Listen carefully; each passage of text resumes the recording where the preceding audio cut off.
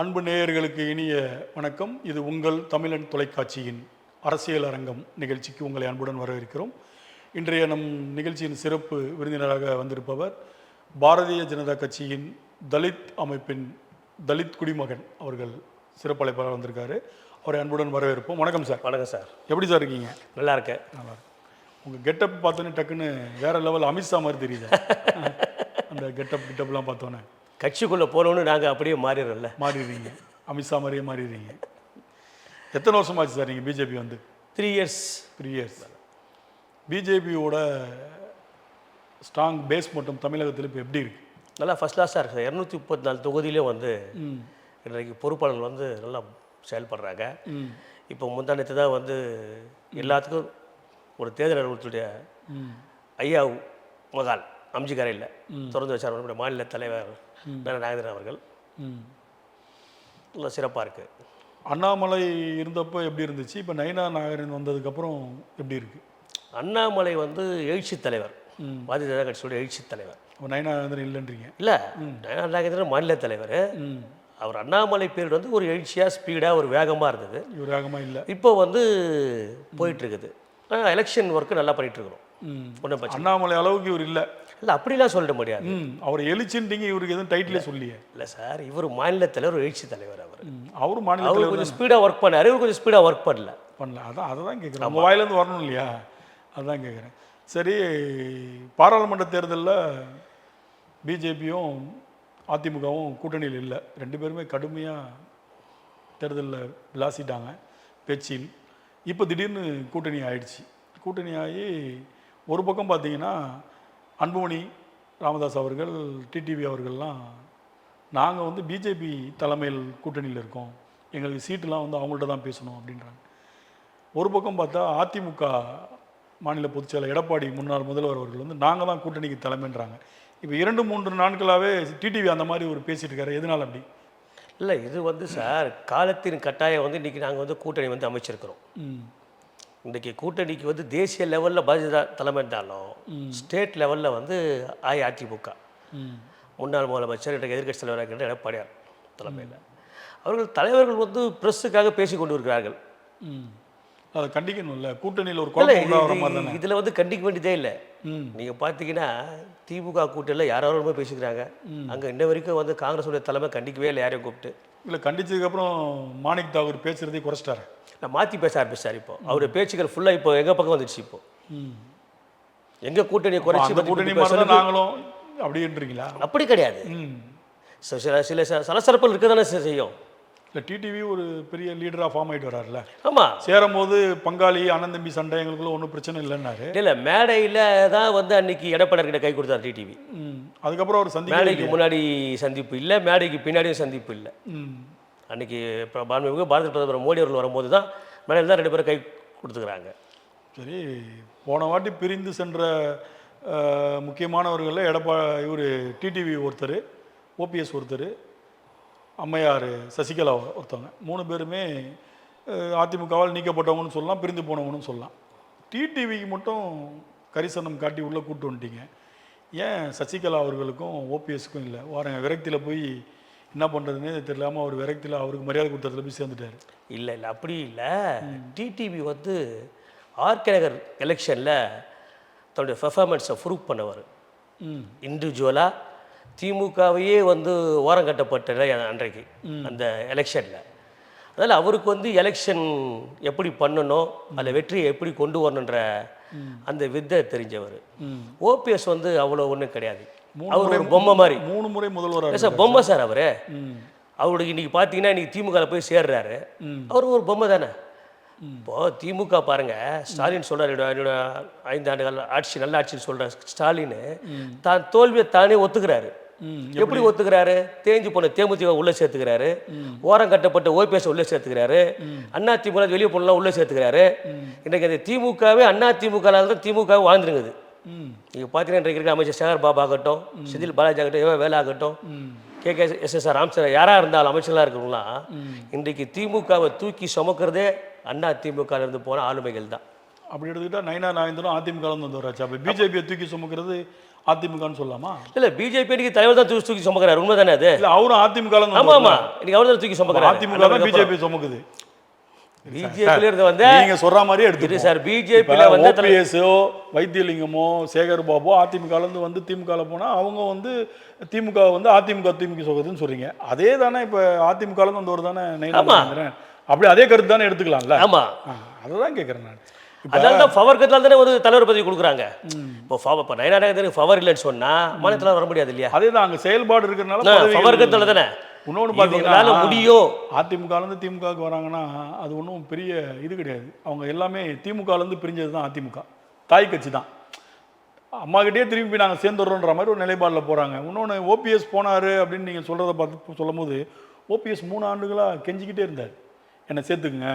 அமித்ஷாட்ட போய் கேட்டார், பிரதமரை பார்த்து கேட்டார், என்னை சேர்த்து விடுங்க, அதிமுக தான் என்னுடைய இதுன்னு அவரு நிறைய போராட்டங்கள் நடத்தி நிறைய. இல்லை சார், ஓபிஎஸ் வந்து நாம் முதலமைச்சர் ஆக்கும் போது எல்லாராலையும் பாராட்டப்பட்ட ஒரு மனுஷன். இன்றைக்கு எல்லாராலையும் கேவலமாக பார்க்குற அளவுக்கு ஓபிஎஸ் ஆயிட்டாரு. இன்னைக்கு தமிழ்நாட்டு மக்கள் ஓபிஎஸ்ஸை கேவலமாக பார்க்குறாங்க. ஒரு சிஎம் பார்க்கும்போது இப்படி ஒரு மனுஷன் கிடைப்பாரா? அதுவும் பாருங்க, நேற்றைக்கு தான் வந்து ஒரு மனுஷன் எப்படி வாழணும்னு வாழ்ந்து காட்டி மறந்துருக்கிறாரு நம்முடைய நல்ல கணவர்கள். நூற்றாண்டை தொட்டவர் மறுநாளே எப்படி வாழக்கூடாது என்பதற்கு உதாரணமா ஓபிஎஸ் நடந்துக்கிறாரு. தமிழ்நாட்டு மக்கள் பார்க்குறாங்க இல்லையா? இதே ஓபிஎஸ் உங்ககிட்ட வந்திருந்தா, யார்கிட்ட? பிஜேபி கிட்ட வந்து சேர்ந்திருந்தா, பிஜேபி கட்சியில இல்ல நான் அப்ப இதே சொல்லுவீங்களா? இல்ல நான் என்ன சொல்ல வரேன்னா, ஒரு முதலமைச்சரா அந்த வந்து துணை முதலமைச்சர் இறங்கக்கூடாது ஃபர்ஸ்ட். நீங்க தானே அதுவே வந்து இருக்கும்போது அவர் நாங்க இல்ல அதுவே வந்து பதவியினுடைய ஆசை, பதவி வெறி. பதவியே இல்லாம ஒரு மனுஷன் வாழ்ந்து போயிருக்காருல்ல, நல்ல கணவர்களா வாழ்ந்து போயிருக்காருல்ல. அவருடைய வாழ்க்கையை வந்து கொஞ்சமாச்சும் வழிகாட்ட ஓபிஎஸ் எடுத்துருமா இல்லையா? ஓபிஎஸ் உடைய வயசுக்கு அவர் பரத தலைவர் நல்ல கண்ணாச்சும் எடுத்துக்கணுமா இல்லையா? அவர் இன்றைக்கு புரட்சி தலைவரை மதிக்கல, அந்த அம்மாவை மதிக்கல. அவர் போய் இன்னைக்கு திமுக சேரான்னு சொன்னா இது வந்து எந்த வகையில வந்து தமிழ்நாட்டு மக்கள் ஏத்துப்பாங்க? சார் மதிக்கலன்னு இல்லை, அவர் கேட்டுக்கிட்டே இருந்தாரு என்ன சேர்த்துங்க. சார் எதுக்கு சார்? ஒரு மனுஷன் என்ன சார் பண்ண முடியும்? இல்லை நான் கேட்குறேன், இந்த வயசுக்கு மேலே ஓபிஎஸ் எதுக்கு பதவி? இந்த வயசுக்கு மேலே ஓபிஎஸ் உட்கார வேண்டியது ஒரு ஓரமாக போயிட்டு. என்ன வயசு இருக்கு சார்? இருங்க, எதுக்கு பதவியும் கேட்குறேன். ஓபிஎஸ்க்கு என்ன வயசு இருக்கும்? இருக்கு, ஒரு 80 இருக்கும். 80 வயசு இருக்குன்றீங்களா? 80 வயசு அவர் எடப்பாடியே அண்ணன் தானே கூப்பிடுவாரு. இல்லை அவர் எல்லாரையும் அண்ணன் கூப்பிடுவாரு. அது அந்த அந்த பெருந்தன்மைக்கா 70+ இருக்கும். இல்லை சார், இன்னைக்கு தலைவர் நம்முடைய முதலமைச்சர் மு க ஸ்டாலின் அவர்களுக்கு 73 விட வயசானவர்ன்றீங்களா ஓபிஎஸ்? இல்லை சார், அம்மாவை விட வயசானவர்ன்றீங்களா? அந்த அவங்களுக்கு 78 78. ஆமா, இவர்னா ஒரு 70+ இருப்பாரு. வயசு மேட்டர் கிடையாது சார். நல்லக்கண்ணு இறக்கும் முன்பு வரை கட்சியோட உறுப்பினர் பொறுப்புல இருக்காரு. அப்போ வயசுக்கும் கட்சிக்கும் பொறுப்புக்கும் வித்தியாசம் இல்லை. அப்படி கிடையாது. இன்றைக்கு வந்து அவர் எடுத்திருக்கிற ஏற்கனவே அவர் எடுத்த துணை முதலமைச்சருக்கு ஆனதே பெரிய தவறு. அவர் பண்ண தவறு. அன்றைக்கு அவர் கட்சியை கேப்சர் பண்ணியிருக்கணும். ஒரு பொதுச் செயலாளர், ஒரு பெருந்தன்மையா இல்லையே. பிஜேபி தானே சார் அன்னைக்கு ஆபரேட் பண்ணிட்டு சார். எங்களுக்கு எங்க கட்சியை பார்த்து நாங்க எங்க அண்ணா திமுக கட்சியை பார்க்குறாங்க. அவரே அதை சொல்லியிருக்காரு. அவரு சொல்லுவாரு, சொன்னாங்க அவங்க சொன்னாங்க. அவரு சார் அவர் இன்னைக்கு எதை ஒண்ணா சொல்லுவாரு சார். சார் லைவா ஒரு மனுஷன் சொல்லும் போது யாராவது மறுப்பு சொல்லணும். தர்ம யுத்தம் பண்ணார்ல, இன்னைக்கு சமாதிக்கு போய் கேட்டு வந்தாரா? அந்த திமுக போற நம்ம சமாதிக்கு போனாரா? இல்ல கலைஞர் சமாதிக்கு போய் கேட்டு வந்தாரா? அந்த திமுக வர போறேன்ட்டு போனாரா? அவர் சமாதிக்கு எந்த சமாதிக்கா போனாரா? கேட்டு வந்தாரா? அவர் அன்னைக்கே போயிட்டு வந்துட்டாரு. அப்போ யாரை ஏமாத்துறாரு அவரு? யார்கிட்ட நடிக்கிறாரு? தமிழக மக்கள் அவரை மதிச்சாங்க, நம்புனாங்க, ஏத்துக்கினாங்க. நீங்க சொல்றது வாதம் எப்படி ஏத்துக்கலாம்னா, எடப்பாடி வந்து வாங்க அதிமுகவுக்கு சேர வாங்க, உங்களை சேர்த்துக்கிறோன்னு கூப்பிட்டு பிஜேபி அதுக்கு வந்து உதவி செஞ்சு ஓபிஎஸ் நீங்கள் போய் அதிமுகவில் சேருங்க நாங்கள் சொல்லிட்டோன்னு சொல்லி, அதுக்கப்புறம் இல்லை எனக்கு அதிமுக கூப்பிட்டாலும் நான் போக மாட்டேன்னு திமுகவுக்கு போனால் நீங்கள் வசைப்படலாம். அதெல்லாம் வசைப்பாடவில்லை, துரோகம் பண்ணிட்டாருன்றீங்கல்ல, அதுல ஒரு அர்த்தம் இருக்கு. நாங்க வசைப்பாடவே இல்லை, லாஸ்டா ஒரு வார்த்தை அவரு எந்த அரசியல்வாதியுமே தான் இருந்த ஒரு கட்சியில ஒரு பெரிய ஆளுமையா இருந்து அம்மாவுக்கு அடுத்தபடியா சிஎம்மா 3 முறை ஆக்கப்பட்டு முக்கியமான ஒரு 6 பேர் கொண்டு குழுவில் இருந்து பொருளாளராக இருந்து கட்சியில் அப்படி இருந்த ஒரு மனுஷன் வந்து என்னை பார்த்தா பாவமா இல்லையா, அதாவது தன் நிலையை விட ரொம்ப கேவலமாக கீழே இறங்கி வந்து கேட்குறாருன்னா அப்போ கூட நீங்கள் அவரை சேர்க்கலாம். அவருடைய அரசியல் நிலைப்பாடு அவர் இஷ்டம் தானே எடுப்பாரு. இருங்க, அவர் எப்போ அதை வந்து தான் ஒரு ஆளுமை நிரூபிச்சிருக்கணும். அன்றைக்கு எம்பி தேர்தலில் திமுக 38 ஜெயிக்குது. ஒன்னே ஒன்று அண்ணா திமுக ரெட்டையில வந்து அவர் ஓபிஎஸ் உடைய சன்னு ஜெயிக்கிறாரு.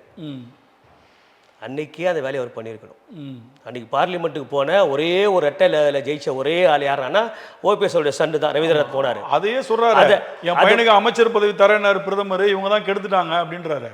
இன்னைக்கு நிறைய பொய் பேசுவார் சார் அவர். சார் ஓபிஎஸ் வந்து பொய் சொல்றாருன்னா யார் மீது குற்றம் சாட்டுறாரோ அவங்க அதுக்கு பதில் சொல்லணும். அவர் பேசுறது பொய், அந்த மாதிரி சம்பவம் சொல்லிட்டு இருக்காங்களே இன்னைக்கு எல்லாம் பேசிட்டு இருக்காங்க. அவங்க தொலைக்காட்சியில தொடர்ந்து முன்னாள் அமைச்சர்கள் அதிமுக தொடர்ந்து பேசிட்டு இருக்காங்க. இன்னைக்கு எல்லாமே பேசுவாங்க. அதாவது வைத்திலிங்கம் வரும்போது துரோகி கிடையாது, மருது அழகராஜ் வரும்போது கிடையாது, இப்படி ஒரு 4-5 எம்எல்ஏக்கள் முன்னாள் எம்எல்ஏக்கள் வரும்போது பிஹெச் பாண்டியன் மகன் மனோஜ் பாண்டியன் வரும்போது துரோகி கிடையாது. ஓபிஎஸ் வந்தோன்னு நீங்கள் எல்லாருமே பயத்தின் அடிப்படையில் பேசுகிறீங்களா? இல்லை பயமெல்லாம் ஒன்றும் கிடையாது. அவர் ஒரு பெரிய மனுஷன். அவரை வந்து பலாப்பழ சின்னத்துலேருந்து 2.5 லட்சம் 3 லட்சம் ஓட்டு சார் அவரை வந்து இந்த தமிழ்நாட்டு மக்கள் எப்படி பார்க்குறாங்கன்னா ஒரு பொறுமையின் சின்னம், ஒரு அமைதியின் சின்னம், ஒரு எளிமையானவர் பார்க்குறாங்க. இல்லை அவர் பண்ணுற இந்த சேஷ்டெல்லாம் இப்போ எப்படி இருக்குறான்னா, நானும் சராசரி மனுஷன் தான், எனக்கும் பதவி ஆசை பண ஆசை எல்லாம் இருக்குன்ற மாதிரி காட்டிட்டார் அவர். ஆமாம் சார், ஒரு கிட்டத்தட்ட தொடர்ந்து ஒரு 25 ஆண்டுகளாக சட்டசபைக்குள்ளேயே இருந்தவர். இந்த தேர்தலில் நம்ம ஏன் சுயேட்சையாக ஜெயிக்க முடியல அவரால்? அவர் நல்லவர்னா யோகியமானவர்னா அந்த தொகுதியில் சுயேட்சை ஜெயிக்கணுமா இல்லையா? ஒரு மிகப்பெரிய சமுதாய பேக்ரவுண்ட் கொண்டவர் ஜெயிக்க வேண்டியது தானே? இல்லை நேரத்தில் எவ்வளோ பேர் ஜெயிச்சிருக்காங்க சமுதாயத்தை சேர்ந்தவங்க. ஏன் ஜெயிக்க வேண்டியது? அவர் அரசியல்வாதியுமே தன்னை நல்லவர் பவர்ஃபுல் தான் சொல்கிறாங்க. அப்போ எல்லாரையுமே இவர் முதல்வராக இருந்தவர் சார். ஒரு முதல்வராக அந்த ஆட்சி செஞ்சவர். எம்எல்ஏக்கு முதல்வராக அவர் வந்து மக்களால் தேர்ந்தெடுக்கப்படல, அம்மாவால் கொடுக்கப்பட்டவர் தான். அதனால நம்ம அதை பெருசாக நம்ம இது பண்ணணும்னு அவசியம் இல்லை. அப்படி இருந்தவர் தான் அந்த முதல்வர் பதவியும் பிடிங்கிட்டு அனுப்பிச்சி விட்டாங்க. அப்புறம் தர்ம யுத்தம்லாம் பண்ணார். அது யாருனால பண்ணன்றதெல்லாம் அவர் நிறையா வெளிப்படையாக பேசிகிட்டு இருக்காரு, நிறையா பண்ணிகிட்டு இருக்காரு. அவர் கெஞ்சி முடியாத பட்சத்தில் தான் அவர் போய் தனக்குன்னு ஒரு அங்கீகாரம் வேணுன்றதுக்காக திமுகவுக்கு போயிருக்காரு. ஒருவேளை அவர் தாவேகா போயிருந்தால் நீங்கள் கம்முன்னு இருந்திருப்பீங்க, இல்லை பிஜேபிக்கு சேர்ந்துருந்தா கம்முன்னு இருந்திருப்பீங்க. இப்போ செங்கோட்டையன் போனார் தாவேகாக்கு, அப்போ அவரை நீங்கள் வந்து இந்த அளவுக்கு பெருசாக வசைப்பாடலையே. இல்லை செங்கோட்டையன் வேற சார், இவர் லெவல் வேற சார். செங்கோட்டையன் வந்து தமிழ்நாட்டு மக்கள் என்னவா பார்ப்பாங்க சொல்லுங்க? அந்த தொகுதி மக்கள் 10 முறை எம்எல்ஏ பார்ப்பாங்க, அவ்வளோதான் முடிஞ்சு போச்சு. ஆனால் ஓபிஎஸ் தமிழ்நாட்டு மக்கள் ஒரு முதல்வரா அந்த அம்மாவுக்கு எப்பெல்லாம் வந்து பாதிப்பு வருதோ அப்போல்லாம் வந்து தமிழ்நாட்டுக்கு ஆள வந்தார் இல்லையா? அப்படி ஒரு ஆளுமே தானே பார்க்குறாங்க ஓபிஎஸ் தமிழ்நாட்டு மக்கள் பார்க்குற பார்வை வேறு சார். இல்லை, இது வரைக்கும் பொதுமக்கள் எதுவும் பெருசாக அவரை பற்றி கமெண்ட் பண்ணதா தெரியல. அதிமுக தான் கவுண்டர் கொடுத்துட்ருக்காங்க. இப்போ பிஜேபி சார்பாக நீங்கள் பேசிகிட்டு இருக்கீங்க. இல்லை 2 நாள் முன்னாடியே வந்து போன வாரமே வந்து சசிகலா அவங்க சொல்லிட்டாங்க ஒரு தப்பு பண்ணுறாரு, டிடி தினகரன் சொல்லிட்டாரு தப்பு பண்ணுறாரு, எல்லாம் தொடர்ந்து சொல்லி மீடியாவில் சொல்லி எல்லாருமே தான் தப்பு பண்ணிட்டு இருக்காங்க. இப்போ தினகரன்ற ஒரு ஆள் வந்து சசிகலான்றவங்க இல்லைன்னா தினகரன் கிடையாது. இன்றைக்கி அவரே அவங்கள திட்டி கவுண்டர் கொடுக்குறாரு. இப்போ அவங்கள பார்த்தீங்கன்னா 2 தினங்களுக்கு முன்பு அம்மையார் பிறந்தநாள் அன்று அவங்க இதில் ராமநாதபுரத்தில் கட்சி ஆரம்பித்தாங்க. நிறைய ஒரு அதிர்ச்சியான தகவல்லாம் சொன்னாங்க. உண்மையை பேசிக்கிறாங்க, அதிர்ச்சியான தகவல் இல்லை, உண்மை இது வரைக்கும் பேசாத உண்மைகளே சொல்லியிருக்காங்க வெளியே அவங்க. அப்போ அவங்க சொன்னதெல்லாம் நீங்கள் உண்மைன்னு எடுத்துக்கிறீங்க? இல்லை நடந்திருக்கலாம். இல்லை, அவங்க தமிழ்நாட்டு ஜெயிலுக்கு வந்து என்ன உயிரோட பார்க்க முடியாது சார். அப்போ எடப்பாடி அவர்கள் ஏதோ அமைச்சர்லாம் சேர்ந்து சரி பண்ணுறாங்கன்றது உண்மைதான். இன்னைக்கு சட்டம் ஒழுங்கு எங்கேயா சரி இருக்கா? எந்த ஆட்சியிலாச்சும் அது அதிமுக கவர்மெண்ட் ஆகட்டும் திமுக கவர்மெண்ட் சட்டம் ஒழுங்கு சரியா இருக்கா? இல்லை. அதுக்காக தான் ஆட்சியில் பங்கு அதிகாரத்து பங்கு எதுக்கு கேட்குறோம்? இன்றைக்கு அந்த கோஷம் எதுக்கு வந்திருக்குது? எடப்பாடி கூட பங்கு தர மாட்டேன். இல்லை நீங்கள் பாருங்க, போக பாருங்க ரிசல்ட்டுக்கு அப்புறம் பாருங்க. இப்போ நேற்று எங்களுடைய தலைவர் மாநில தலைவர் சொல்லிட்டாரு, நாங்கெல்லாம் அமைச்சராக வேண்டிய காலகட்டம் வந்துருச்சுன்னு சொல்லிட்டாரு. நேற்று ஸ்டேட்மெண்ட் சொல்லிட்டாரு. நீங்கள் பாருங்க, எடப்பாடி உடனே கவுண்ட் கொடுக்குறாரு. அப்படி இல்லை சொல்லிட்டாரு.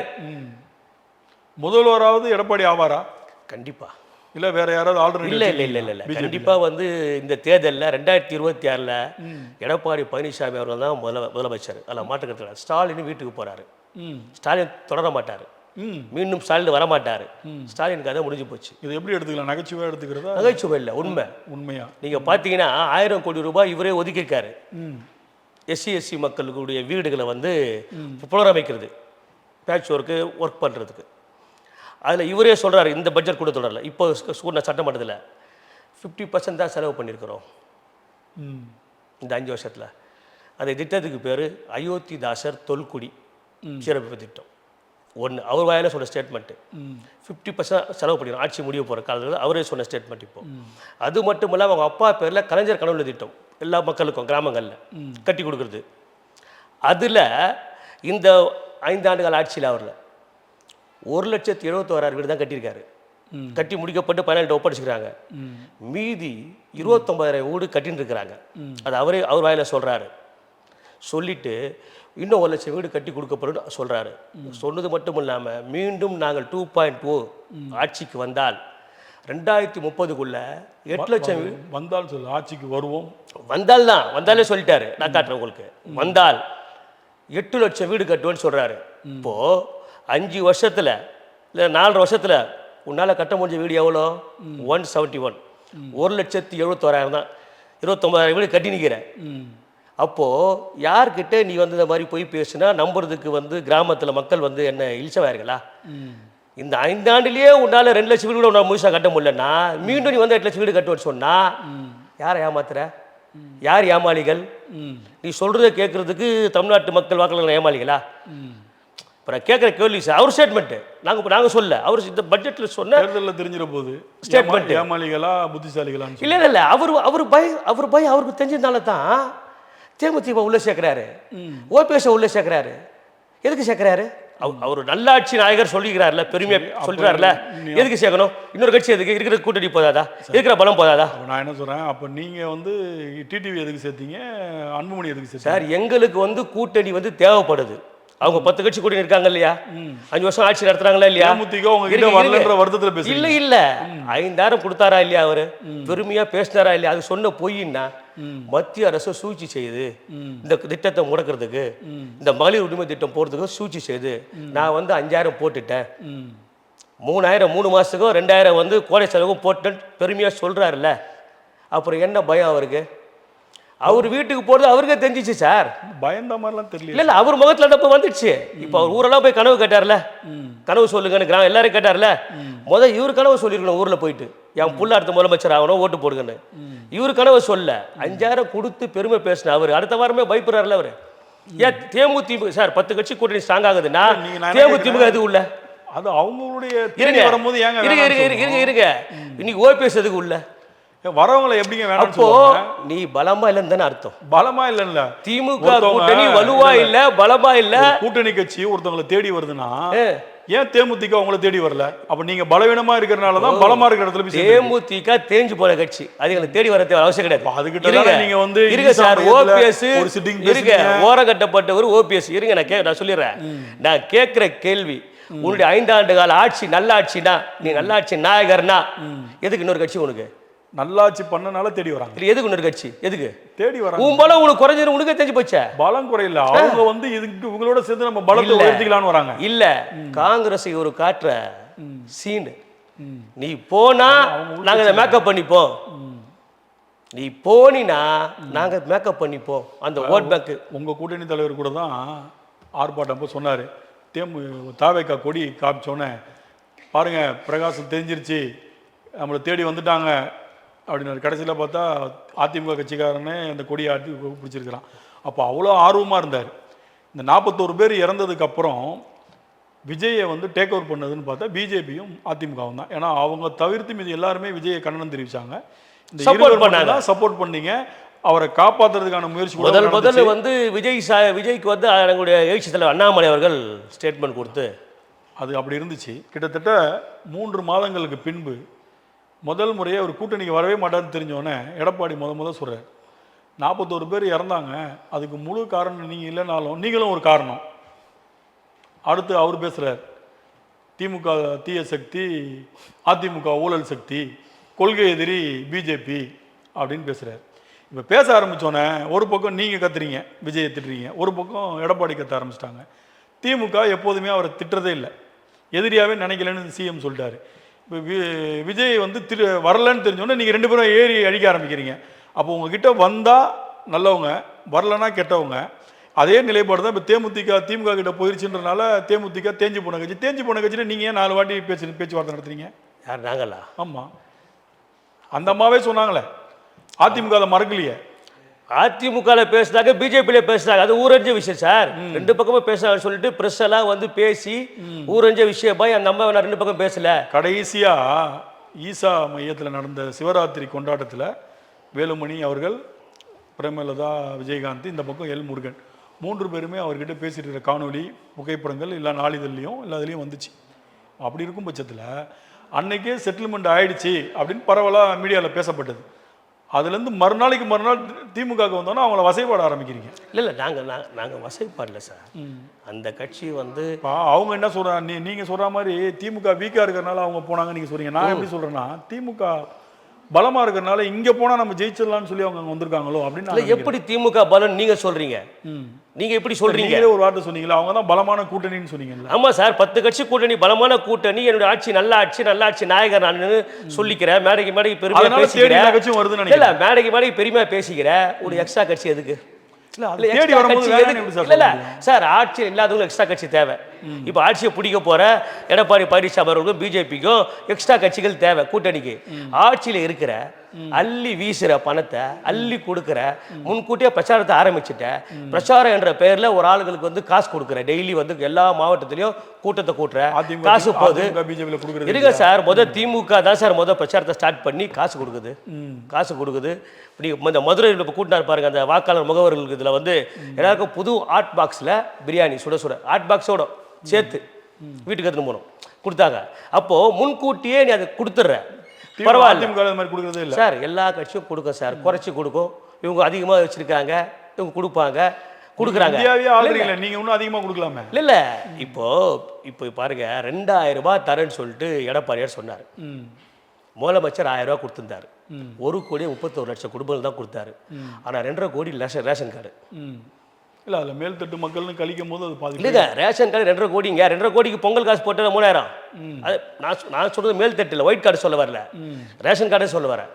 அது வந்து 2.5 கோடி.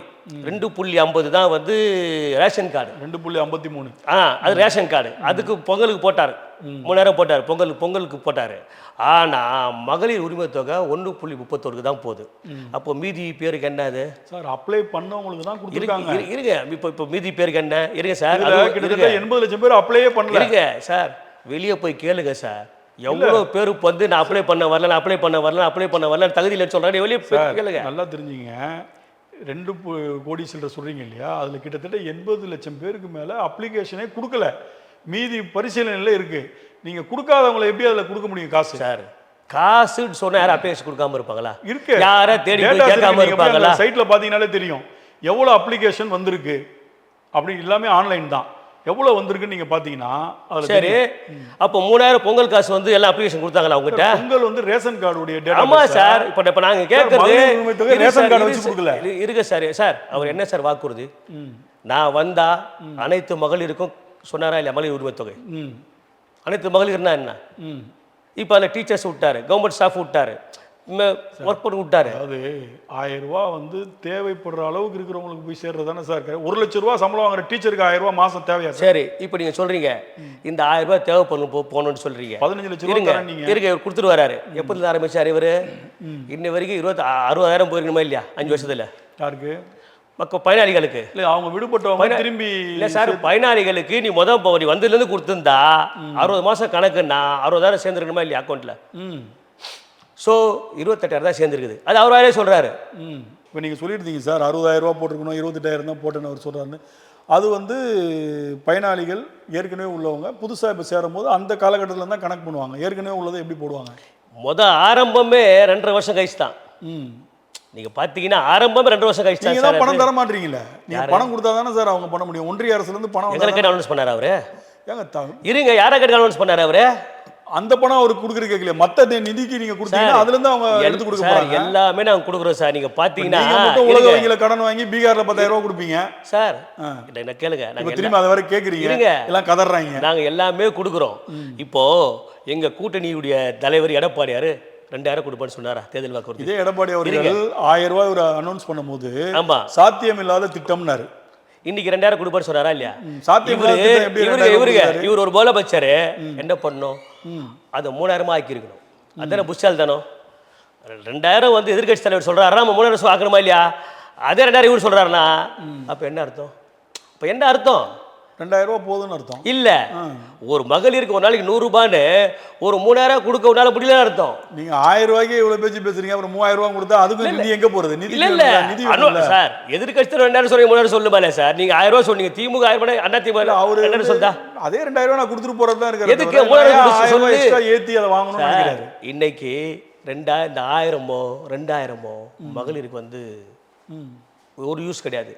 நீங்க அவங்க பேட்டி எடுத்து பாருங்க கலைஞர் டிவியில இவங்க இதே போற 2020 இருங்க சார் பிஜேபி ஆளக்கூடிய சில மாநிலங்கள்ல தேர்தலில் நீங்களே அறிக்கையா இவங்க கொடுத்தீங்க. விளம்பரத்தை பார்த்தீங்கன்னா இவர்கிட்டயே சொல்றாங்க மருத்துவ செலவு யூஸ் ஆகுது. ஆமா. அப்போ மருத்துவம் நீ சரியா தான் அர்த்தம் ஆட்சியில் மருந்து செலவு யூஸ் ஆகுதுன்னு சொன்னா உங்க ஆட்சியில மருத்துவம் கிடைக்கலன்னு அர்த்தம். நல்ல மருந்து இலவசமா மக்களுக்கு போகலன்னு தானே அர்த்தம். மருத்துவ செலவுனா ஹாஸ்பிட்டல் செலவுல சார், ஒரு சுகருக்கு மாத்திரை வாங்குறது ஏன் அது இலவசமா கொடு ஹாஸ்பிட்டல் நீ நான் ஏன் போய் அவங்களுக்கு வாங்க சொல்றேன் கொடுத்து 1000 ரூபாயில இலவசமா கொடு. அதான் காசு கொடுத்து வாங்கி சொல்றாங்க. ஒரு ஆட்சியில சுகாதாரம் ஃபர்ஸ்ட், குடிக்கிற தண்ணி ஃபர்ஸ்ட், இதெல்லாம் காசு கொடுத்து கொடுக்குறது 30 ரூபா ஒரு கேனுன்னா ஊப்பில இருங்க சிலிண்டர் இல்லாம நிறைய குழந்தைங்க செத்து சார். தமிழ்நாட்டை பத்தி பேசிருக்கேன் சார். ஒரு இருங்க இப்போ நம்ம திமுகவா இதுவாக தான் பேசிக்கிறோம். பிஜேபி சார்பா பேசும்போது அதுதான் இல்லையா கரெக்ட் கரெக்ட் சொல்றீங்க. இந்தியா ஃபுல்லா ஆளுற கட்சி இல்ல, உதாரணத்துக்கு சில மாநிலங்கள் சொல்லி தராங்க சார். நான் ஏத்துக்கிறேன், அதுக்கு வர பாயிண்ட் வரேன். இப்போ நான் கேட்கறது நீங்க கொடுக்குற 1000 ரூபாய் ஒரு கேன் 30 ரூபாய் இன்னைக்கு 20 லிட்டர் கேன் வாட்டர் கேன். அப்போ ஒரு மாசம் எவ்வளோ ஆச்சு? 900 ஆயிடுச்சா?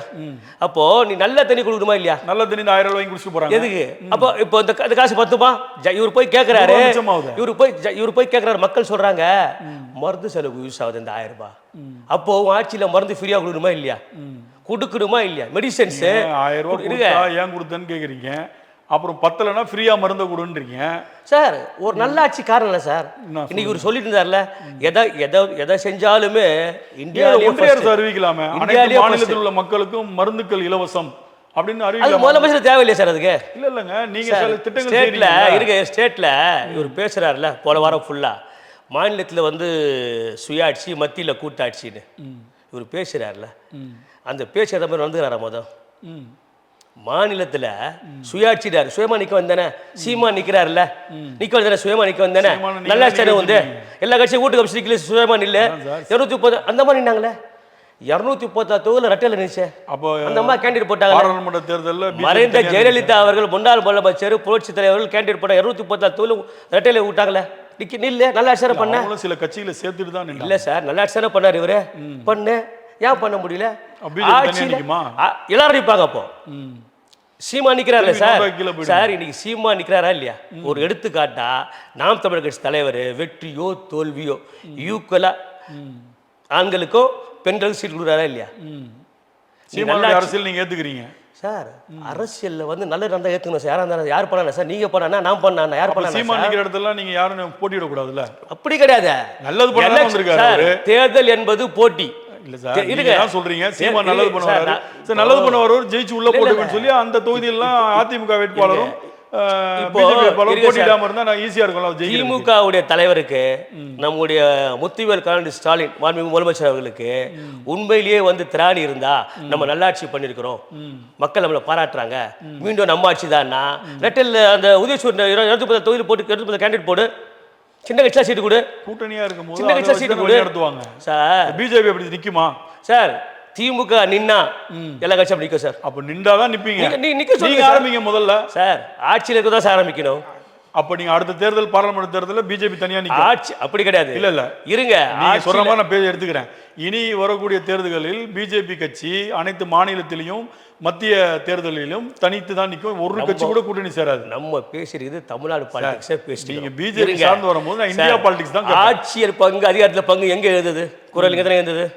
ஆட்சியில சொல்றது வந்து யாரு கேட்கணும்? அதிகாரத்துல பங்கு எங்க குரல் எழுதுது? அவரோட கூட்டணியில இருக்காங்கல்ல அந்த கட்சிக்காரங்க தான் ஏங்க பங்கு கூடலாம் நான் வெளியில போறேன்னு போயிடணும் சார். நீங்க சொல்லியே நான் சொல்லியே கேட்க மாட்டாங்க. அவங்க கேட்க மாட்டாங்க சார். காங்கிரஸ் கேட்டதுக்கே இப்படி எல்லாம் ஒரு பிரச்சனை வரும்னு சொல்லிட்டு தான் அவர் செல்வ பிறந்தகையே வந்து காங்கிரஸ் கட்சி தலைவராக்கி வச்சிருக்காரு. திமுக தலைவர் அவருக்கு தெரியும் இப்படிலாம் காங்கிரஸ்காரங்க பண்ணுவாங்க, ஒரு தேர்தல் இப்படி எல்லாம் பண்ணுவாங்க. கலைஞர் காலத்துல இருந்து அதுதான் இதெல்லாம் தெரிஞ்சுதான் தனக்கு வேண்டியப்பட்ட ஒருத்தரை தலைவராக்கி வச்சிருக்காரு அவரு. நீங்களே வந்து 65 இடம் கேட்கறதா ஒரு பரவலான ஒரு டாக் போயிட்டு இருக்கு. கொடுக்குறதுல என்ன தப்பு? கொடுப்பாரா எடப்பாடி? இல்ல கொடுக்குறது என்ன தப்புன்னு கேக்குறேன். எடப்பாடி கொடுப்பாரா? இல்ல சார் கொடுக்கறதுல என்ன தப்புன்னு சரி எடப்பாடி கொடுப்பாரா? சார் 234 தொகுதியில 60 தொகுதி கொடுத்தா என்ன சார் தப்பு? ஒரு எடப்பாடி கொடுக்கலாம் நீங்க வெளிய போடுவீங்களா? சார் எப்படி சார் வெளிய போக முடியும்? நெகோஷியபிள் இருக்குல்ல சார். அதேதானே இவங்களுக்கும் இருக்கும். நெகோஷியபிள் இருக்கு இல்லையா எலெக்ஷன்ல? அதேதானே சார். காங்கிரஸ் கேக்குறது கொடுத்து முடியுமா? நாங்க வெளிய போறதுக்கோ சண்டை போறதுக்கோ கூட்டணி அமைக்கல. 2027 முதலமைச்சரா வந்து 2 வருஷத்துக்கு முன்னாடி தான் சார் பெரிய தகராறு உங்களுக்குள்ள சார் பாராளுமன்ற தேர்தல். சார் எலெக்ஷன்ல கூட்டணில தகராறு வரதா சார் செய்யும். உங்களுக்கு தெரியாது. தனித்து நின்றீங்க. இல்ல அரசியல் தான் சகஜம். அரசியல்ல எல்லாம் சகஜம். நம்ம பல பிரச்சனை இருக்கும்போது நம்ம எதிர்கொள்ள உள்ளவனை வந்து குறை சொல்றதுல என்ன அர்த்தம் இருக்கு? குறை சொல்ல முன்மாதிரியாக நடந்துக்கணும்னு சொல்கிறோம். நான் குறை சொல்ல. அவர் 2000 எடப்பாடி சொன்ன, நீ 3000 சொல்லு. ஏன்னா இதே பிஜேபி 98ல் திமுகவோட கூட்டணி இருந்தது தான், மந்திரி சபையில் பங்கு பெற்றார்கள், அன்று இருந்த ஒரு இணக்கம் வேற மாதிரி இருந்தது தான். உங்க கூட வாஜ்பாய் அவர்கள் இருக்கும்போது கலைஞர் இருந்தார். அதாவது வாஜ்பாயை கவுத்த அதிமுக கட்சியோடு நீங்க இருக்கீங்க, வாஜ்பாயை காப்பாற்றி பிரதமராக்குனதுல கலைஞருக்கு பங்கு இருக்கு, அவங்கள இப்போ திட்டிட்டு இருக்கீங்க. நாங்கள் திட்டலை. இந்த ஆட்சி நல்லாட்சின்னு சொல்றாருல்ல அவர் வந்து இந்த ஆட்சி என்னுடைய ஆட்சி நல்லாட்சி, நம்ம ஊரெல்லாம் வந்து நல்லாட்சி சொல்லியிருக்கிறோம், பேசுகிறோம், அப்படியே பேசணும். ஆனால் அவர் போகிற மீட்டிங்லாம் எடப்பாடியை குறை சொல்லி பேசுறது, 10 தோல்வி பழனிசாமி பேசுறது, அவர் வச்ச கூட்டணி பொருந்தா கூட்டணி. இது ஒரு முதலமைச்சர் வர வேண்டியதே இல்லை. ஒரு முதலமைச்சர் போய் நான் இதை பண்ணிடுறேன் அதை பண்ணிடுறேன் சொல்லிட்டு பேசிட்டு வர வேண்டியது தானே. இல்லை, அரசியல் இதெல்லாம் சகஜம் தானே. எது திட்டுறதுன்றது வந்து ஆஸ் யூஷுவல் உள்ள விஷயம் தானே. இப்போ மோடி அவர்கள் ராகுல் காந்தியை திட்டுறதே கிடையாது. ஆட்சி அமைச்ச முதல் பிரதமராக இருந்த நேருவை இப்போ இழுத்து பேசிக்கிட்டு இருக்காங்க. இல்லை, தப்பு இருந்தால் வரலாற்று எங்கேயாவது பேச சார் ஆகணும். தவறு இருந்தா வரலாற்றுல எப்போதும் பேச ஆகணும். அதாவது இன்ஃப்ராஸ்ட்ரக்சரை உருவாக்குனது நேரு, அதன் மேல் இப்போ வந்து எல்லாருமே போய்கிட்டு இருக்காங்க. அந்த ரோட்டு மேலே தான் எல்லாம் போயிட்டு இருக்கிறோம். அந்த ரோடு மேலே ஒரு 15-13 வருஷம் ட்ராவல் பண்ணிட்டு அந்த ரோடு சரியில்லைன்றதுல என்ன மாதிரி இல்லை அப்படி மனநிலைன்னு அன்னைக்கு இந்த தவறுகளை வந்து பண்ணியிருக்கிறாங்க. தவறு பண்ணிடக்கூடாது, அதுதான் சொல்கிறேன். தவறுகளை சுட்டி காட்டுறது. உங்களுக்கு சரின்னு நினைக்கிறது எனக்கு தவறா தெரியும். அதுதான் எனக்கு யாரையும் திருப்பி முடியாது. எனக்கு அப்ப நீங்க சொல்ற முதல்வர் மேல வைக்கிற குற்றச்சாட்டு முதல்வருக்கு அது சரியா தெரியுது, அதனால அவர் அந்த வழியில போயிட்டு இருக்காரு. உங்களுக்கு தப்பா தெரியுது, நீங்க அதை வந்து முன்னெடுத்துட்டு இருக்கீங்க, அவ்வளவுதான். இப்போ எடப்பாடியார் அவர்கள் 10,000 ரூபாய் இப்போ தரேன் கருணை தொகைன்ட்டாரு. எல்லா மக்களும் கொந்தளிச்சு போய் கத்த ஆரம்பிச்சிட்டாங்க. எங்களை பார்த்தா நான் கருணை ஏதுன்னா இப்போ டக்குன்னு அது உரிமை தொகை, அது உங்களுக்காக நான் தரேன் அப்படின்றாரு. 1000 ரூபாவே சாத்தியம் இல்லைன்னு சொன்னார். 2000 ரூபா தரேன் இருக்காரு. இப்போ 10,000 ரூபாய் எப்படி கொடுப்பாரு சார்? சொல்லிட்டாரு, கொடுப்பாரு. எப்படி அதுக்கு ஒரு 5000 வந்து இருக்க, ஒரு 5000 கொடுக்கும்போது நம்மளுடைய முதலமைச்சரால கொடுத்துட்டாரு, சொல்லவே இல்லை, கொடுத்துட்டாரு. அதான் சார், நம்ம முதலமைச்சர் 5000 கொடுக்கும்போது அடுத்த முதலமைச்சர் 10,000 கொடுக்க முடியாதா? இல்லை கொடுக்க முடியாதா? அப்போ நீங்கள் கொடுப்பீங்க, கொடுத்தானே சார் ஆகணும். அப்போ இவரு கொடுக்க மாட்டீங்க. இப்போ வாக்குறுதினா கொடுத்தானே ஆகணும். வாக்குறுதி நம்ம சொன்ன தேர்தல் எலெக்ஷனில் கொடுத்தானே ஆகணும். இது எப்படி பீகார் மாதிரி கொடுத்துட்டு திருப்பி கேட்பாங்களா? இல்லை இப்போ பார்த்தீங்கன்னா திருச்சி ஓடுறாங்க, அக்கௌண்ட்டில் போட்டவங்களாம் திரும்பி ரிட்டர்ன் கொடுன்னு நோட்டீஸ் அனுப்பிச்சிருக்காங்க பீகாரில். அந்த 10,000 ரூபா தான் அந்த தேர்தலையே தலைகளாக புரட்டி போட்டுச்சு, உலக வங்கியில் கடன் வாங்கி போட்டாங்க. ஆனால் இப்போ அந்த 10,000 ரூபா எல்லாம் திருப்பி கொடுன்றாங்க. அந்த மாதிரி கான்செப்டான்னு கேட்குறேன். இல்லை அப்படிலாம் கிடையாது, இது 5000 மாதிரி கான்செப்ட். 5000 ரூபானா இவர் சொல்லவே இல்லை, கொடுத்துட்டாரு. 5000 மாதிரி கான்செப்ட், இவர் 5000 படார்ல அந்த மாதிரி கான்செப்ட்.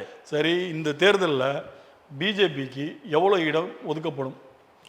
குறைந்தபட்சம் நாங்கள் வந்து 60 கேட்குறோம்.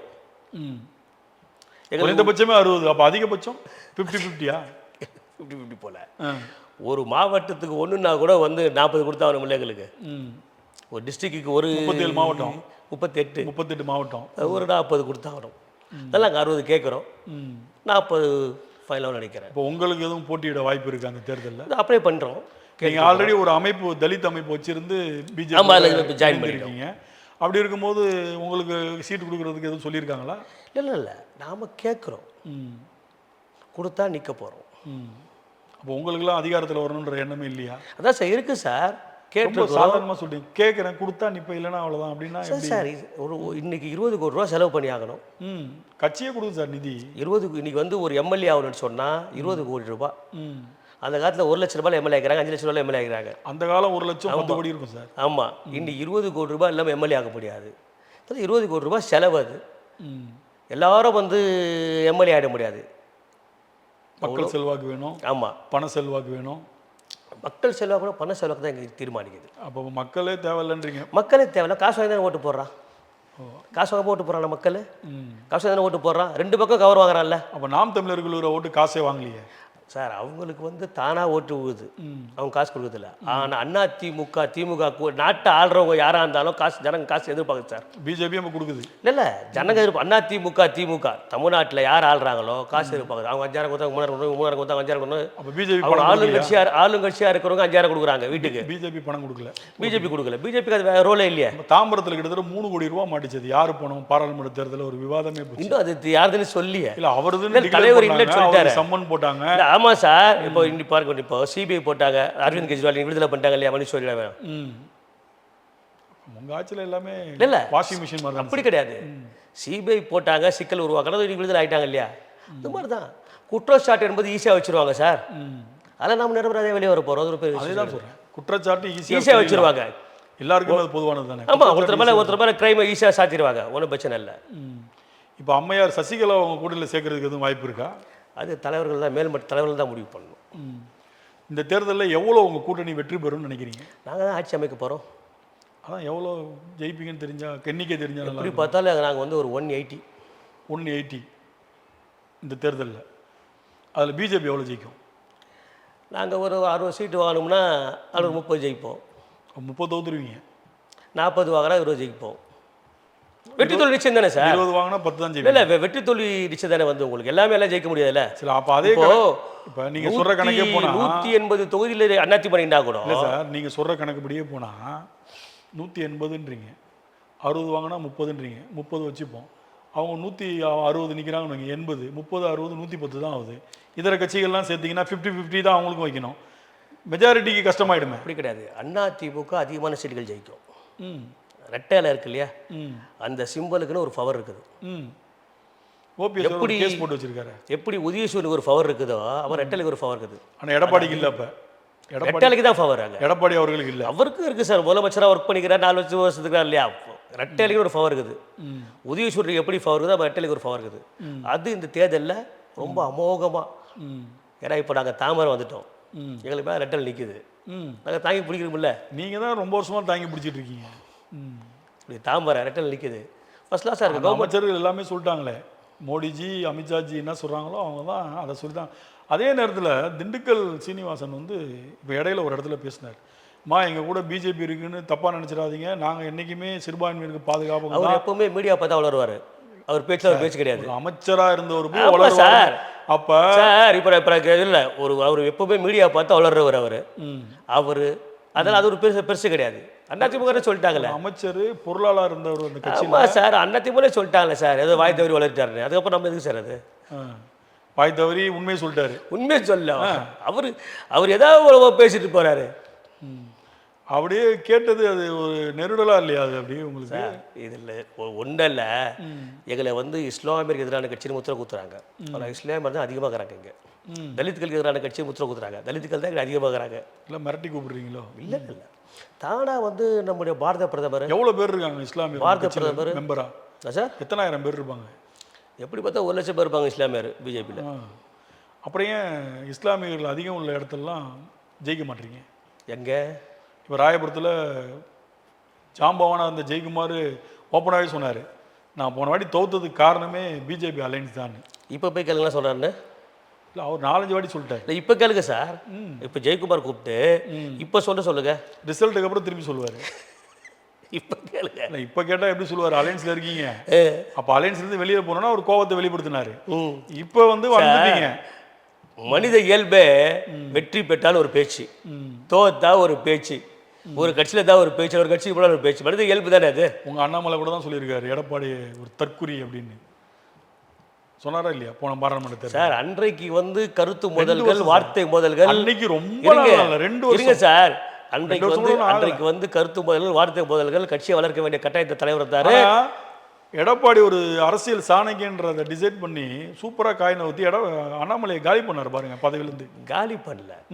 தேசிய கட்சிகள் வந்து மாநில கட்சிகள் நம்பி இருக்கும் போது இதுதான் தலைவர் தேசிய கட்சிக்கு. இப்போ காங்கிரஸ் இப்போ பாருங்க தலைவர் மாற்ற போகிறாங்க. இப்படி தான் பண்ணுவாங்க. தேசிய கட்சி யார் தேவை? ஆளுமையாக வந்தார்ல. ஆமாம் சார். இப்போ அந்த ஸ்பீடு குறைஞ்சதுனால, வேகம் குறைஞ்சதுனால, இப்போ அந்த வேகம் கொஞ்சம் குறைஞ்சிருக்குல்ல இப்போ எங்கள் எலெக்ஷன் ஃபீல்டில். அப்புறம் இவர் நயினா நாகேந்திரன் வேலையை பார்க்கல. இல்லை, வேலை பார்க்குறாரு, கொஞ்சம் வேகம் குறைஞ்சிருக்குல்ல. இப்போ அவர் இருக்கும் போது இருந்த அந்த ஸ்டேட்மெண்ட்டு நிறையா பொய்யால சொல்லுவார். பொய் இல்லையா? அவர் மேலே யாரும் வழக்கு போடலையே இது வரைக்கும். பொய்னா எல்லாம் உண்மையான ஸ்டேட்மெண்ட்டு தான். செங்கலெல்லாம் உருவேன்னாரு, கடைசியில் இவரை ஓரமாக உட்கார வச்சுட்டாங்க. இப்படி கிடையாது. இன்றைக்கே வந்து பவர்ஃபுல்லாக இருக்கார் சார் வந்து அண்ணாமலையார். 6 தொகுதிக்கு போட்டாங்க, முடியாதுன்ட்டு வெளியே வந்துட்டார். இல்லை, அவர் வந்து ரீசன் சொல்லியிருக்காரு, அப்பா உடம்பு சரியில்லாம போய் பார்க்க போகிறேன், திரும்பி வர போகிறேன்னு. திரும்பி 20 தொகுதிக்கு போட்டால் அப்போ பார்ப்பாரா? அப்படி கிடையாது. அந்த 6 தொகுதியும் வந்து ஒர்க் பண்ணுவார். ஏன் கேட்குறீங்க நீங்கள்? இல்லை, அவர் தலைவர் தான் டெய்லி பேசிட்டு இருக்காரு. அவர் அது என்ன சொல்லியிருக்காரு, நான் ஒரு தலைவராக இருந்தவன் என்ன போய் ஒரு 6 தொகுதிக்குள்ளே முடக்கினா நான் எப்படிங்க அதை ஏற்றுக்க முடியும் அப்படின்ற மாதிரி ஒரு ப்ரெஸ் மீட்டில் சொல்லியிருக்காருல்ல. அதுக்காக அப்பா உடம்பு சொல்லலன்னு ஒரு காரணத்தை சொல்லல. அப்படிலாம் ஒன்று உண்மை ஃபேக்ட். அவர் எப்பவுமே ஃபேக்டை பேசுகிறவர் சார். ஒரு ஆஃபீஸராக இருந்தவர் அவரே சார் போய் பேசணும். உண்மை பேசக்கூடாது சார் அண்ணாமலை. அதனால தான் சார் வந்து இளைஞர்கள் வந்து அப்படி தூக்கி பிடிக்கிறாங்க அண்ணாமலையை. அண்ணாமலை நிறையா பொய் சொல்கிறாருன்றாங்க நீங்கள். இல்லை எதுக்கு இப்போ தமிழ்நாடு ஃபுல்லாக எல்லாம் தூக்கி பிடிச்சாங்க இல்லையா? அண்ணாமலைக்கு ஒரு எவ்வளோ பெரிய வேகம், எவ்வளோ பெரிய ஸ்பீடு. அந்த ஸ்பீடு எலெக்ஷனில் பாருங்கள், அவர் சூறாவளி சுற்றுப்பயணம் பண்ணும்போது பாருங்கள், மீண்டும் அவரோட ஸ்பீச்சை கேளுங்க. போன வாட்டி அவர் தோத்துட்டாருங்க சார். வெற்றி தோல்வி சகஜம் சார் எலெக்ஷனில். இல்லை, ஒருத்தர் பிடிச்சி போச்சு ஏற்றுக்கிட்டாங்கன்னா மக்கள் கொடுக்குற அங்கீகாரம் வெற்றி தான். இல்லை அப்படி இல்லை. ஒரு சினிமா பிரபலம் கமலஹாசனே தோக்கும் போது தோக்கடிக்கப்பட்டார். இல்லை கமலஹாசனே தோக்கும் போது அது அவர் கட்சியில் உள்கட்சியில் ஏதோ போயிட்டு சினிமா பிரபலம் கமலஹாசனே தோக்கும் போது அண்ணாமலை வந்து ஒரு ஆஃபீஸர் தானே. இந்த முறை வெற்றி பாருங்க, இந்த மாதிரி ஜெயிச்சுடுவாரு. நிற்பாரா? ஆமாம், டெப்டி சிஎம் உடம்பு சரியில்லாமல் இருக்கும்போது எப்படி தேர்தல் டெப்டி சிஎம் ஆகிறார்ல, துணை முதலமைச்சர் ஆகிறார்ல. நீங்கள் இதெல்லாம் ஒரு நகைச்சுவாக சொல்கிற இல்லை சார். இந்த முறை நீங்கள் பாருங்க, இந்த முறை டெப்டி சிஎம் ஆனா பரவாயில்ல, சிஎம் ஆயிட்டாருன்னா எடப்பாடி பாவங்க. இல்ல இல்ல நீங்க எல்லா இடத்துலயும் அப்படிதான். இல்ல இல்ல ஏக்நாத் சிண்டே வந்து உடைச்சு கூட்டு இல்ல இல்ல இல்ல கூட்டு வரும்போது சிஎம் ஆகிட்டீங்க. திரும்பி தேர்தல் சந்திச்சு வந்த போது ஏக்நாத் சிண்டே துணை முதல்வர் ஆகிட்டீங்க. இப்போ நாங்க 2 டெப்டி சிஎம் கொடுத்துருக்கோமா இல்லையாங்க? எங்க நார்த்தில் அதே மாதிரி கொடுத்துருக்கோமா இல்லையாங்க? அதான் சொல்றேன், ஏக்நாத் சிண்டே மாதிரி எடப்பாடி ஆகிற போறீங்கன்றேன். இல்ல அப்படிலாம் கிடையாது. எடப்பாடியார் முதலமைச்சர், வேலுமணி முதலமைச்சர்ன்ற மாதிரி வேற சொல்றாங்களே. அவர் அமித்ஷா கூட நெருக்கமானவர். அது வந்து இவர் தான் முடிவு பண்ணணும், எடப்பாடியார் தான் முடிவு பண்ணணும். அது அவங்க கட்சி விவகாரம், அதிமுக விவகாரம் சார். அது யாரு சிஎம் ஆறது முடிவு பண்றது அமித்ஷாஜின்றாங்க. நீங்க வந்துட்டு அவர் தான் அப்படிலாம் கிடையாது. அமித்ஷாஜி இந்தியா ஃபுல்லா ஒர்க் பார்க்கணும் சார். அவரு இந்தியா ஃபுல்லா ஒர்க் பார்க்கணும், வேர்ல்டு ஃபுல்லா ஒர்க் பார்க்கணும். அவரு ஒரு ஹோம் மினிஸ்டர், அவரு நம்பர் 2. அவர் எப்படி சார் வந்து தமிழ்நாடு பாலிடிக்ஸ்ல வந்து டெய்லி பார்த்துட்டு இருப்பாரு? ஓபிஎஸ்ஸுமே அமித்ஷாஜி தான் சொன்னாரு அப்படின்றாரு. எடப்பாடியுமே அமித்ஷாஜி தான் கூட்டணி பேசினேன் எல்லாமே ஜிக்கிட்டே போகும்போது சிஎம் அவர் தானங்க டிசைட் பண்ணுவார். அப்படிலாம் ஒன்றே கிடையாது. எடப்பாடியார் தான் வந்து சீஃப் மினிஸ்டர், அதில் மாற்ற கருத்து கிடையாது. ஜெயிக்கிறோம் கன்ஃபார்ம், வெற்றி உறுதி. பரவாயில்லையே, ரொம்ப கான்ஃபிடென்ட்டாக பேசிட்டு இருக்கீங்க சார். அரசியல்லாம் கான்ஃபிடென்ட் பேசினே ஆகணும். தோக்க போகிற ஸ்டைல்ல பேசும்போது இது சார், வீட்டுக்கு போற நீங்க எதிர்பார்க்குற கலைஞர் ஸ்டைல்ல பேசும்போது நான் மீண்டும் வருவேன்னு, வீட்டுக்கு போற அவரே பேசும்போது நான் மீண்டும் வருவேன் 2.1 சொல்லும் போது உங்களுடைய எண்ணத்துல எல்லாருடைய நம்பிக்கையும் ஒருத்தர் காலி பண்றாரு. யாரு சார்? தமிழக வெற்றி கழகத்துடைய தலைவர் விஜய். அவர் தான் சிஎம். 2வது கமலஹாசன் எழுதி வச்சுங்க. கமலஹாசன் அதான் சார். அது அசிங்கம் இல்ல கமலஹாசன். அசிங்கம் இல்ல. டார்ச் லைட்டை வச்சுட்டு டிவியை ஓடிப்பேன், ரிமோட்டை ஓடிப்பேன். இருங்க சார், ஊழலுக்கு பேரு போன கட்சி அம்மையார். இருங்க சார், இருங்க சார், இப்ப நல்ல ஒரு தப்பு இல்லையா? இருங்க, எல்லாத்தையும் ஓடிப்பேன்.